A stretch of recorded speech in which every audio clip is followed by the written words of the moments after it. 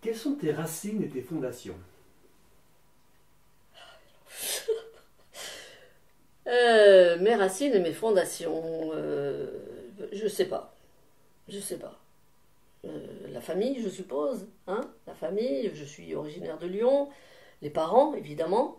Et toute ma famille était de Lyon. On était enfin, les oncles, les tantes étaient de grandes familles. Moi, chez moi, non, pas trop. Mais voilà, mon caractère, ma manière de vivre, elle vient de ma famille, de toute manière, de ma mère, qui était assez rigide, et de mon père, qui était un peu foutraque, quoi, un peu original, un peu. Voilà. Alors, qu'est-ce que tu peux nous dire de plus sur tes parents?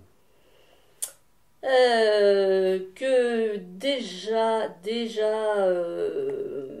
mais mon père était représentant, donc enfin commercial, on va dire maintenant. Donc il partait, il était très peu à la maison, il partait 8 15 jours, donc c'est ma mère qui nous a élevés, j'ai deux autres frères aînés, c'est ma mère qui nous a élevés, donc il a fallu une certaine rigidité quand même, avec trois enfants, et un père qui est absent. Donc voilà, et mon père, quand il arrivait, bah, c'était la fête, il nous courait après, il montait sur les tables. Je l'ai encensé pendant pas mal d'années. Après, en vieillissant, je me suis rendu compte quand même, ma mère a pris de l'importance. Qu'est-ce que tu as appris d'eux? Qu'est-ce que j'ai appris d'eux? J'ai appris de ma mère l'indépendance, ça c'est sûr et certain. Un peu plus je réfléchis, plus je me dis que c'était quand même une femme en avance sur son temps. Elle a passé son permis de conduire à 40 45 ans. Elle a travaillé à peu près à cet âge-là, je pense que c'est pour ça qu'elle a passé son permis de conduire. À 75 ans, elle habite donc Lyon. Elle prenait sa voiture le dimanche, elle allait manger des grenouilles sur les quais de la Saône. Pas tous les dimanches, mais presque. Quand je vois qu'il y a encore des gens à 75 ans qui n'osent plus prendre leur voiture, et moi je vous parle de ça, ça fait. Elle est morte en 2006. Donc voilà, j'ai appris l'indépendance. Et de mon père, bah, j'ai pas appris, j'ai hérité de son grain de folie. Voilà, son originalité, et la manière de se foutre des choses. Voilà. Il disait tout le temps que ça fout, que ça fout.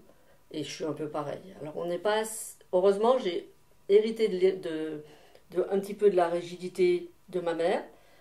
Voilà, je suis les deux, je suis un mélange des deux. Mais au dire de ma mère, quand elle était vivante, elle disait que de ses trois enfants, c'était qu'il ne pouvait pas me renier, que c'était sûr que j'étais sa fille. C'était celle qui lui ressemblait le plus. Alors justement, quand tu étais enfant, quel Oui, enfant toi tu étais? j'en ai aucune idée, je ne me rappelle pas. Enfant, alors il y a enfant et adolescence. Enfant, sincèrement, je ne me rappelle absolument pas. Absolument pas. Je me rappelle que quand un jour j'avais une otite et que ma tante venait me piquer et que j'hurlais, qu'ils avaient fermé la fenêtre. Voilà, je me souviens une fois d'être tombée à 4 ans. Si je me souviens que des trucs pas bien, mais je pense que j'ai eu une enfance normale. Voilà. Et l'adolescence? Et l'adolescence, elle était rebelle. Elle était rebelle. D'abord, mal dans ma peau, de l'acné, les cheveux gras. Et j'en voulais à mes parents qui me laissaient pas sortir, quoi. Quand j'ai rencontré mon mari, j'avais pas le droit de sortir le samedi soir. Heureusement que je faisais de la danse et que ben, cette année-là, il y a eu plein de compétitions le soir. Je partais pour les compètes et, ben, et quand je partais, à part quand il y avait les compètes, il fallait que je rentre à minuit. Et j'avais 20 ans. Voilà, donc adolescence très rebelle. D'ailleurs, mes parents, un jour, pour rigoler, ils m'ont dit pour Noël, on va t'acheter une valise. Parce que comme tu te parles tout le temps de foutre le camp, eh ben, il va bien te falloir une valise pour foutre le camp. Donc, voilà. Et puis j'ai mes parents qui m'ont foutu au pensionnat. Parce que sixième, j'étais très jeune quand je suis rentrée en sixième. Donc j'ai redoublé. Je rentre en cinquième, j'ai redoublé. Parce que j'avais qu'une seule envie, c'est de me promener. Je rentrais le soir, j'écoutais Salut des copains, j'apprenais les paroles des chansons. Ma mère arrivait à 6h moins le quart, 6h moins 20, j'étais à la maison. Et voilà, et bah, du coup, j'ai fini au pensionnat pendant 3 ans et c'est pas du tout un bon souvenir. Mais alors, pas du tout. Voilà. Quels étaient tes rapports avec ta fratrie? Qu'est-ce qui sont... Alors, ma fratrie, j'ai beaucoup d'écart avec mes frères. 11 ans avec l'aîné et 7 ans avec le deuxième. Donc l'aîné, on peut dire que je l'ai très peu connu, mais il a souvent un peu remplacé mon père pour des choses un petit peu importantes. Donc 11 ans de plus que moi, il s'est barré de la maison à 18 ans, donc voilà, j'ai pas de... Et l'autre, j'ai eu plus d'affinité avec l'autre, entre autres parce qu'il m'emmenait danser, je pouvais sortir. Et puis, c'était pas génial, génial, on s'est plutôt rapproché en vieillissant avec les enfants qu'on a eus mutuellement. Voilà. Donc tu étais la petite dernière. J'étais la petite dernière, mais je ne crois pas avoir été la petite chouchoutée. Celui qui a été chouchouté, c'est mon deuxième frère. Parce qu'il était gentil comme l'autre. Le premier, c'était un rebelle aussi. Il a fait de la politique, il s'est barré de la maison, il collait des affiches. Et mon deuxième frère, c'était un ange. Donc la troisième qui arrive et puis qui veut sortir, qui veut faire ci, qui veut faire ça, ça n'a pas été très bien vu. Voilà. Bon, ceci dit, j'ai pas été malheureuse non plus. Alors je ne sais pas si j'ai été élevée comme un garçon, parce que ma mère, elle voulait des filles. Le premier, ça a été un garçon. Déception. Le deuxième, un garçon. Déception totale. Et le troisième, je suis un accident. Ils m'ont eu à 40 ans. Je pense que si j'avais été un garçon, j'aurais pas été heureux. Parce qu'elle me voulait pas. Bon, déjà, il ne me voulait pas parce que c'est un accident. Mais j'ai pas été élevée comme un garçon, non. Non. Non, parce que si j'avais été élevée comme un garçon, à 16 ans, j'aurais pu me barrer et aller danser ou aller discuter avec les copains et les copines.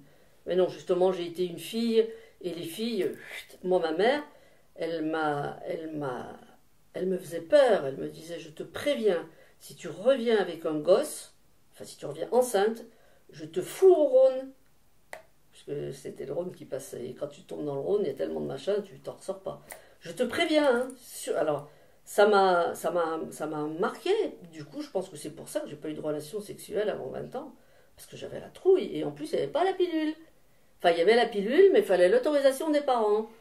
Tant que tu n'étais pas majeur, la majorité, elle était à 21 ans à l'époque. Donc tu penses bien que j'allais pas demander à mes parents de me donner la pilule.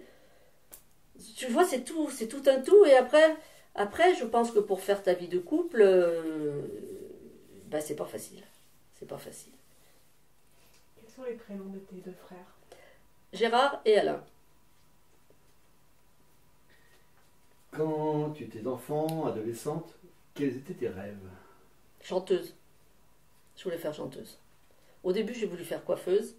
Je ne peux pas dire que ce soit un rêve, mais des problèmes circulatoires, donc ça m'a été interdit. Et chanteuse et danseuse. Et danseuse, je me souviens, alors moi qui me souviens de rien, je me souviens, je devais être adolescente, je devais avoir 11 ans à peu près. J'étais sous un immeuble avec d'autres personnes et il y avait de la musique rock qui jouait et il y avait des gens qui dansaient le rock. Et je les regardais, je voulais absolument danser. Et ils m'ont dit, mais t'as tout le temps pour danser, tu danseras plus tard. Et quand est-ce que je suis allée prendre des cours de danse? À 16 ans, des cours de rock. C'était... Parce qu'à l'époque, là maintenant, tous les gosses ils dansent. À l'époque, on dansait pas. Hein. On dansait pas. Donc 16 ans, c'était déjà très jeune. Et j'y suis allée, non, toute seule. Non, c'est 2 ans après que j'y suis allée avec mon frère. Alors. Tu étais dans quel quartier de Lyon? Préfecture, en plein centre. En plein centre. Alors ça aussi, j'ai une anecdote à vous dire. C'est que mes parents, enfin ma mère était assez catholique, pratiquante, pas trop, un peu, oui, avant, mais... Et tous les dimanches, j'étais obligée d'aller à la messe. Et ma paroisse, elle était dans un quartier à côté de là où j'habitais, évidemment, et il y en avait une autre où il fallait traverser le pont Lafayette, il fallait aller en plein centre-ville. Donc j'allais vers les Halles de Lyon. Donc je traversais le pont, j'allais faire tous les magasins de la rue du président Rio, enfin la rue où il y avait toutes les fripes. J'arrivais à l'église un quart d'heure avant la fin, je rentrais chez moi. Je sais pas quel âge j'avais, 15 ans peut-être. Une autre chose aussi, avant que je rentre au collège, donc j'étais en 6e et 5e, donc j'avais 10 et 11 ans, ma mère, elle me mettait des godasses qui appartenaient à mes frères, et des chaussettes, évidemment. Et moi, mes copines, elles avaient déjà des bas, c'était pas des collants à l'époque, c'était des bas avec les porte-jartelles. Et j'avais fini par m'en acheter. Et dès que je sortais de la maison, j'allais dans l'immeuble à côté, je gardais mes chaussures, j'avais pas le choix, et j'enlevais mes chaussettes et je mettais mon porte-jartelle et mes bas. Voilà, j'ai fait ça tous les jours. Quand j'y pense, c'est vrai que... On a l'impression que c'est une scène tirée d'un film, parce qu'on les a vus dans les films, ce genre de Ouais, scène ben où oui, on voit oui, l'adolescente qui se change dans Ouais, l'ascenseur. des films des années 50, 60. Hein, ouais, ouais. Maintenant, c'est vrai que c'est plus du tout pareil. C'est comme quand ma mère, elle me racontait sa vie. J'avais l'impression d'avoir 2 siècles d'écart avec elle. C'était pas si vieux que ça. Hein. Donc ça évolue vraiment vite quand même. Voilà mes souvenirs en particulier.